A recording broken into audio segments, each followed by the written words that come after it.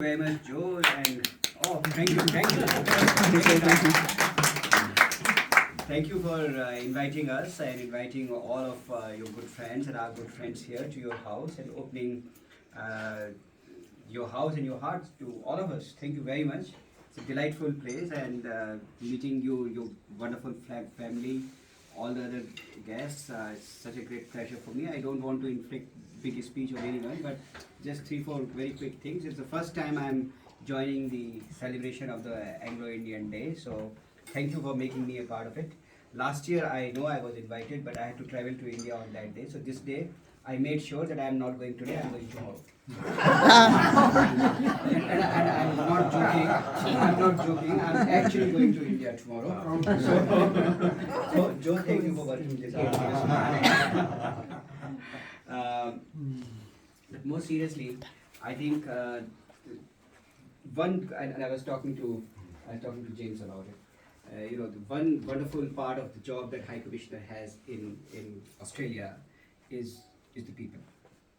The people of Indian origin, their Australian friends, their friends from other cultures, other ethnicities, other countries, different languages, different dresses, different food habits, but all basically in Australia and all Australians.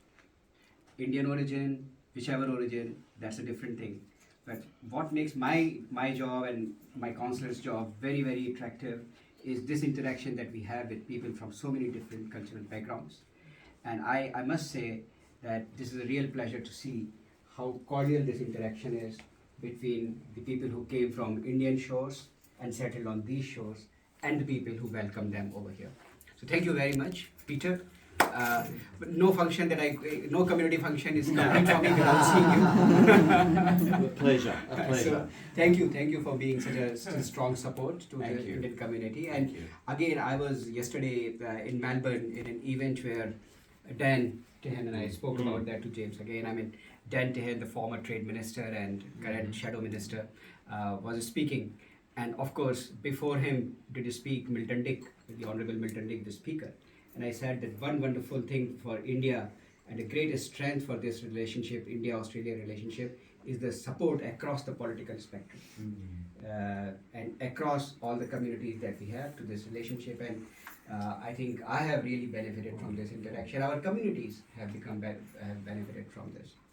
And Anglo-Indian community, of course, is if I can say, if there is one community which links contemporary India to the West, very actively and in a very distinguished way, that is the Anglo-Indian community in India, and of course everywhere else. Whether they are from the army, or whether they are in education, or whether they are in commerce, or whether they are in any other field, the connection that you have retained with India, the connection that you have retained with the ancestry that you have had in India, it makes us very proud of that heritage that you have taken out of India and you share with the rest of the world. So thank you very much for keeping those connections alive, Joe. And I know, just like with Peter, I said no community function for me is complete without seeing Peter. I think no community function is complete for me without seeing you and your beautiful family in those events. We have a very good state in which the Australia-India relationship is here. But I don't want to inflict a speech on diplomacy on you, but just to say that this relationship has never been better, and it is going to be even stronger. We have a wonderful interaction between our top political leaders, whether it is education, commerce, number of things, even space. So what we say is we are cooperating from space to Antarctica in every sphere. From sports, and when I say sports, it's not only cricket. And I have been recently thanked for Indian team beating the English cricket team in Test match, so I accept that.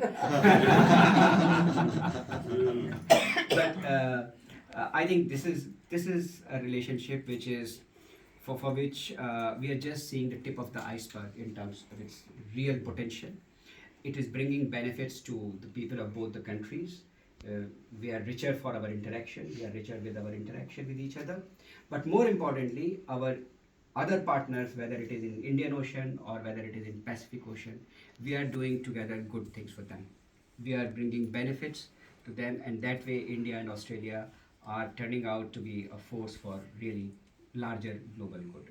And that cannot be possible without the participation of the people. So I really want to thank you for the contribution you have made to the presence of the Indian community in Australia, for the contribution you have made to Australia itself, because this is your home here, and to the relationship with India that you have consistently made. And as I always say, we come and go. But you all are permanent ambassadors over here.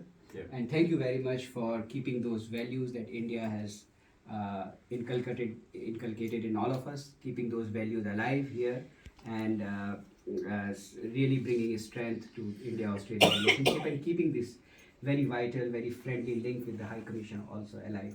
That is really something we cherish. And when I travel to other parts of Australia, I also see that, for example, Western Australia, I'm told that one of the first Anglo-Indian communities to arrive was in Western Australia. Yes. And I think that there is interest in India to understand that history more. I would suggest, if it is possible, to do some academic work on that, because when we understand our history, when we understand how that has progressed, we understand more where we have come from and more of what we are. So we would be very happy from the High Commission side to understand how the trajectory of history has been, when and how the earliest settlers from India came here from the Anglo-Indian community. And I'm told that they brought with themselves skills such as imprinting or publishing. So those, I think some of those things need to be more widely known, more widely recognized. And this is an endeavor, and similar endeavors. High Commission will be very happy to continue this collaboration, this interaction with all of you. Thank you for once again giving us the opportunity to meet you. And I think I've said enough. Well said.